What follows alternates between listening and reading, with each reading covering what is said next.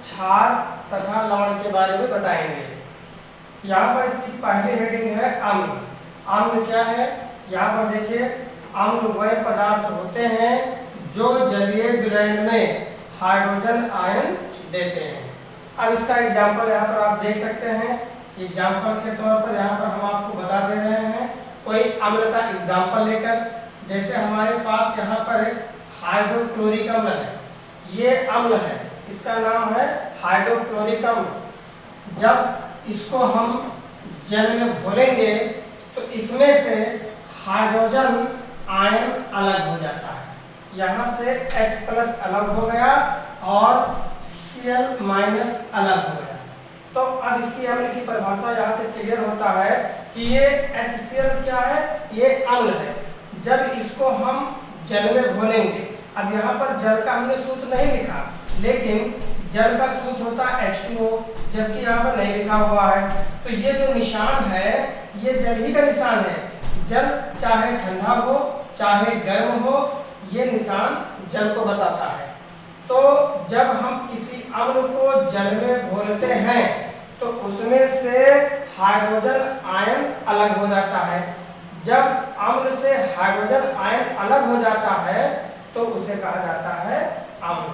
तो अम्ल वह पदार्थ होते हैं जो जलीय विलयन में, जिनको जल में घोलने पर हाइड्रोजन आयन शीघ्रता से अलग हो जाता है। तो ये जो है हाइड्रोजन आयन है। एक दूसरा एग्जाम्पल लेकर आपको हम यहाँ बता दे रहे हैं। जैसे यहाँ पर हमने एक अम्ल और लिया, उसका नाम है H2SO4। इसको भी हम जल में घोलेंगे तब इसमें से हाइड्रोजन आयन अलग होगा। तो यहाँ से देखिए H+ अलग हो गया, यहाँ पर बचा है SO4 जिसको कहा जाता है सल्फेट। ये यहाँ पर आ गया SO4। अब यहाँ पर हाइड्रोजन H2, यहाँ पर हाइड्रोजन 2 है, तो यहाँ पर भी हाइड्रोजन 2 होना चाहिए। तो इसको हम 2 से मल्टीप्लाई करेंगे। अब यहाँ पर देखिए 2 हाइड्रोजन, यहाँ पर देखिए 2 हाइड्रोजन। अब यहाँ पर 1+ है, तो 2 का 1+ से गुणा करेंगे तो 2 1 कम 2+, तो इसके ऊपर 2 माइनस आ जाएगा क्योंकि आवेश बराबर होने चाहिए। तो ये अम्ल के एग्जाम्पल हो गया कि अम्ल वह पदार्थ होते हैं जिनको हम जल में घोल देते हैं। अब जल चाहे गर्म हो या ठंडा, इससे मतलब नहीं है। जब उसको हम घोलते हैं तो उसमें से H+ अलग होना चाहिए। जब अम्ल से H+ अलग हो जाता है तो अम्ल की डिफिनेशन हो जाती है। तो ये अम्ल की परिभाषा है एसिड। अम्ल वह पदार्थ होते हैं, यहाँ पे लिखा हुआ है, आप स्क्रीनशॉट ले सकते हैं। अम्ल वह पदार्थ होते हैं जो जलीय विलयन में हाइड्रोजन आयन देते हैं। आइए एक एग्जाम्पल आपको और बता दे रहे हैं। यहाँ पर देखिए H3PO4 ऑर्थोफॉस्फोरिक, इसको भी हम जल में घोलेंगे, इसमें से भी हाइड्रोजन आयन अलग हो जाएगा और PO4 अलग हो जाएगा। यहाँ पर हाइड्रोजन है 3, तो इसको हम मल्टीप्लाई करेंगे कितने से? 3 से। तो यहाँ पर भी 3 हाइड्रोजन हो गया, यहाँ पर भी 3 हाइड्रोजन हो गया। अब यहाँ पर देखिए 3 1 कम 3+, तो इसके ऊपर भी 3 माइनस होने चाहिए क्योंकि आवेश दोनों तरफ बराबर होना चाहिए। अब ये अम्ल की डिफिनेशन है, अम्ल की परिभाषा है, ये अम्ल की परिभाषा है और ये अम्ल के 3 एग्जाम्पल हैं। इसके बाद आइए हम आपको बताते हैं क्षार के बारे में। क्षार, इसको अंग्रेजी में बोलते हैं बेस। क्षार, क्षार की डिफिनेशन देख लीजिए, परिभाषा। क्षार वह पदार्थ होते हैं जो जलीय विलयन में हाइड्रोक्सिल आयन देते हैं। हाइड्रोक्सिल आयन देते हैं। Hydroxyl ion OH-।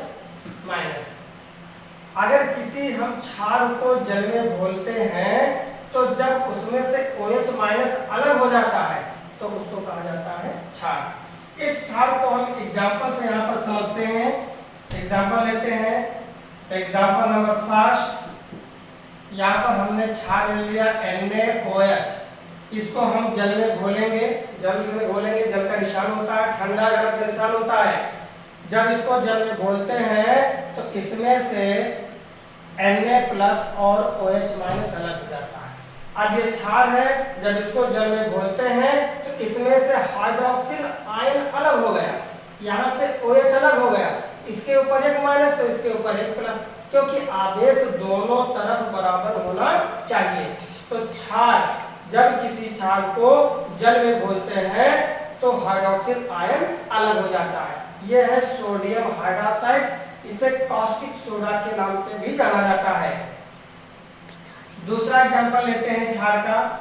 मान लीजिए हमारे पास KOH है, ये भी एक क्षार है, इसको कहा जाता है पोटेशियम हाइड्रोक्साइड और इसका दूसरा नाम होता है कास्टिक पोटास। इसको भी हम जल में क्या करेंगे, घोल देंगे। जब जल में घोलते हैं तो इसमें से भी हाइड्रोक्सिल आयन क्या होता है, अलग हो जाता है और K+ अलग हो गया। जब इसके ऊपर एक माइनस तो इसके ऊपर भी एक प्लस होना चाहिए। ये हो गए क्षार के एग्जाम्पल। ये सभी क्षार हैं, ये सोडियम हाइड्रोक्साइड है, ये पोटेशियम हाइड्रोक्साइड है और बहुत सारे क्षार के एग्जाम्पल हैं, जैसे AlOH का होल थ्राइस, इसको बोलते हैं एल्युमिनियम हाइड्रोक्साइड।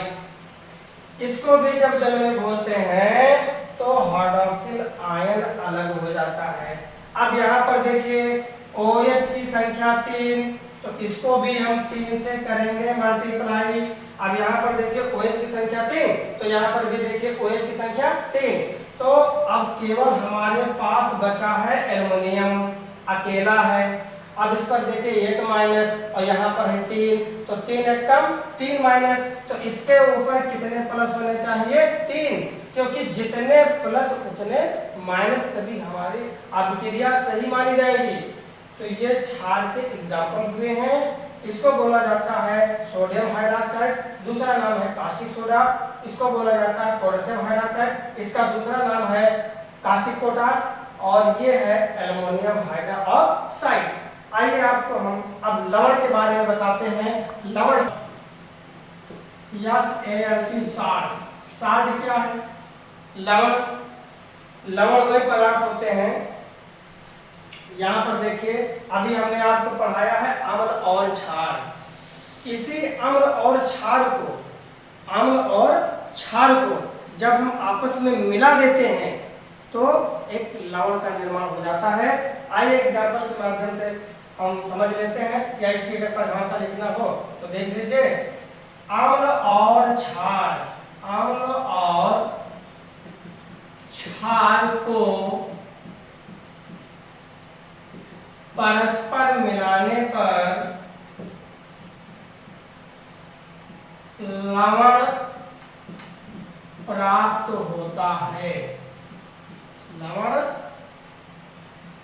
होता है। जैसे एग्जाम्पल यहाँ पर देख लीजिए, कोई अम्ल का एग्जाम्पल ले लीजिए। जैसे यहाँ पर देखिए HCl क्या है, अम्ल है। हाइड्रोक्लोरिकम ये हो गया अम्ल। परिभाषा क्या है, अम्ल और क्षार को, तो यहाँ पर क्षार ले लीजिए NaOH, तो ये आपका हो गया क्षार और इस क्षार का नाम क्या है, सोडियम हाइड्रोक्साइड। अम्ल और क्षार को परस्पर मिलाएंगे, परस का मतलब होता है मिलाना, दोनों को आपस में जोड़ेंगे और जब जोड़ेंगे तो किसका निर्माण होता है, अम्ल और लवण का निर्माण होता है और यहाँ पर लवण बन जाएगा NaCl। यहाँ से Na और यहाँ से Cl, ये इतना पोर्शन यहाँ से गायब हो जाएगा, क्योंकि हमेशा जो अभिक्रिया होती है प्लस और माइनस का होता है। इसके ऊपर माइनस है एक, इसके ऊपर एक प्लस है, तो जब अभिक्रिया होती है तो प्लस प्लस का नहीं होती है, एक प्लस होना चाहिए और एक माइनस होना चाहिए। तो इसका एक माइनस, इसका एक प्लस, तो मिलकर बन गया लवण। अब यहाँ पर देखिए बचा क्या, बॉक्स के बाहर क्या बचा है, यहाँ पर एक हाइड्रोजन, यहाँ पर एक हाइड्रोजन, मिलकर कितना हाइड्रोजन, 2 हाइड्रोजन। तो यहाँ पर देखिए लिख दिया H2। अब क्या बचा है, केवल बचा है O। यहाँ पे लिख दिया क्या, O, तो बन गया क्या ये जल, और ये क्या बन गया लवण। परिभाषा देख लीजिए, यही लिखा गया है कि अम्ल और क्षार को, अम्ल और क्षार को परस्पर मिलाने पर लवण बनता है, और इस लवण का नाम है NaCl, जिसको कहा जाता है नमक, साधारण नमक, खाने वाला नमक। यही हम घरों पर खाते हैं, जो घर में नमक खाया जाता है, नमक, उसका फार्मूला होता है NaCl, और इसका रासायनिक नाम होता है, केमिकल नेम होता है सोडियम क्लोराइड, खाने वाला नमक। तो ये लवण का निर्माण हो गया। तो पहला लेसन था क्लास 10th का केमिस्ट्री का, ये पहला लेसन है, और इस लेसन का नाम था अम्ल क्षार लवण। हमने अम्ल के बारे में आपको बता दिया कि अम्ल क्या है। अम्ल वह पदार्थ होते हैं जो जलीय विलयन में हाइड्रोजन आयन देते हैं। उसके बाद हमने आपको बताया क्षार क्या है। क्षार वह पदार्थ होते हैं जो जलीय विलयन में हाइड्रोक्सिल आयन देते हैं। इसके बाद हमने आपको क्या बताया, लवण के बारे में बताया। लवण क्या है, अम्ल और क्षार को परस्पर मिला दीजिए, मिलाने पर लवण का निर्माण हो जाता है। तो पहला लेसन था, पार्ट 1 है, हमने तीनों परिभाषा को इसमें बता दिया। नेक्स्ट वीडियो में, अगले पार्ट में, पार्ट 2 में हम इस लेसन, पहले लेसन की चर्चा करेंगे। अगले पार्ट में। Thank you.